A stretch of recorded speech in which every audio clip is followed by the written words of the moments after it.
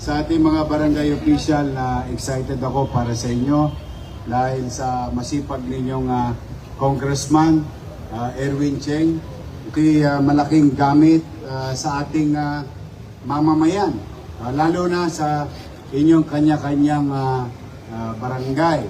So, totoo po yung sinabi ni Kong Erwin noong araw at magpanggang ngayon. Kahit na pagkayari nitong halalan, the same message yung sinabi ko noong una kong pagka-mayor at ito yung pagbalik ko.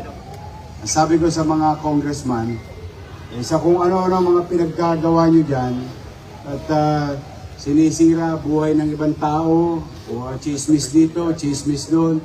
Ang sabi ko sa kanila, mag-focus kayo na kung saan, paano nyo may paglalaban ang inyong distrito na inyong nire-representa. Get as many as you can. Pull the resources from the national government and bring it to your district. And rest assured, I will sign everything to approve it.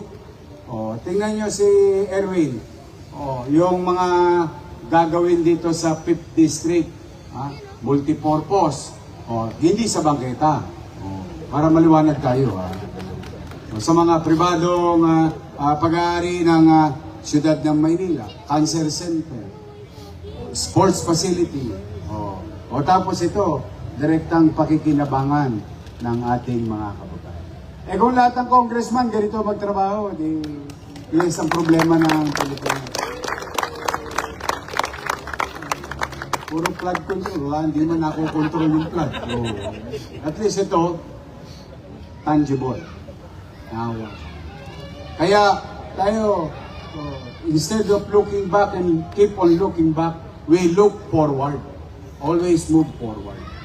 Kaya naman ako natutuwa dahil may ilang congressman na nakikinig sa aking ibinibilin.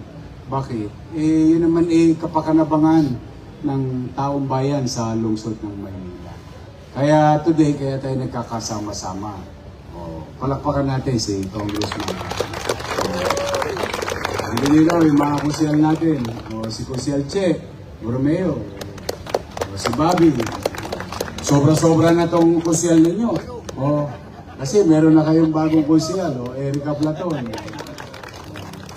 Nandito dito, si Tolma, JB, Simon. Swerte ng Toyota Manila. Panay-tama nila ngayon sa gobyerno.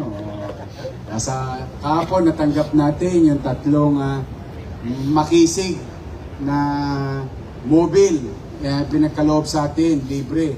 Ng FFCCCII. Yun. At sila rin na nagbigay sa atin ng 30 Yamaha NMAX para sa mga pulis at may darating pang 40. Basta talaga nagtulong ang national government at local government. If it is in synchrony, it would be better and it's going to be better for our constituency. Ngayon naman, kayong mga barangay official na nandito, hindi ko alam kung nag-birthday kayo kahapon, kung napakinggan nyo na to, nung sinabi ko.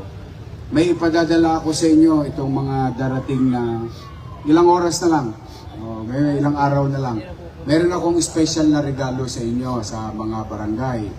On top na ipamimigay natin sa inyo at sa pangkalahatan sa lungsod ng Maynila. Huwag kayong mag-alala. Balot na. Yung sinimulan natin na regalo sa bawat pamilyang Manileño. Itutuloy natin this December. Kahit na tayo'y tukod na tukod, nagawa na, I love you. Kahit tayo'y hirap na hirap, nairaos natin. At the same time, yung mga lolo't lola ko, nandiyan na rin yung regalo nila, dumating na rin. So may regalo na pamilya nila, may regalo pa silang personal sa aking mga minamahal na senior citizen. Pero bago ang lahat ng yon, kasi naawa naman ako sa ibang tanod, ibang kagawad. Oh, lagi na lang nagbabatuhan ng sardinas. Oh, ngayon, itong linggong ito, most likely, mag-uumpisa na, hindi ko alam kung today. Kasi pinababa ko na yung memo kay OIC, Barangay Bureau Head Laris Borromeo, yung memo sa lahat ng barangay. Kasi gusto ko magbatuhan kayo ng corned beef. Ulitin ko ha, Chairman, SK Chairman, Kagawad, SK Kagawad, Secretary Treasurer, SK Kagawad, at XO, o pati mga tanod ninyo. Lahat sila. Meron kayong i-deliver sa inyong barangay sa 896 barangay. Kasi nakatanggap ako ng donation worth 28 million na 850,000 na corned beef dilata. May unahin ko na kayo. Kahit pa paano yung mga tanod ninyo, love you. Yung mga tanod ninyo, may mapaghari mo na naman. Alam niyo yung mga tanod, konti lang ang natatanggap niya sa gobyerno. May kapalit pang kulata. Nabubugbog pa minsan yung mga tanod, kawawa naman. Pero ito yung ating mga frontline na habang ating mga kababayan natutulog, may nagbabantay, volunteer sa ating mga kanya-kanyang tanan. So, mga barangay official, steady lang kayo sa Gedli. May awa ang Diyos. Matatapos natin ang December 31 ng 2025 na nakaraos. Hindi maluwag, hindi masagana man lang, but komportable. Yun ang aking minimum goal sa lungsod ng Maynila. Kaya nga gusto ko i-deploy pa rin, ibigay pa rin yung pamasko ko sa bawat pamilya Manileño para yung mga salap sa buhay, yung masabi natin, yung sinasabi sa atin lagi ng mga matatanda natin, para meron kayong mapagharimunan kahit papaano. Walang magutom sa lungsod ng Maynila.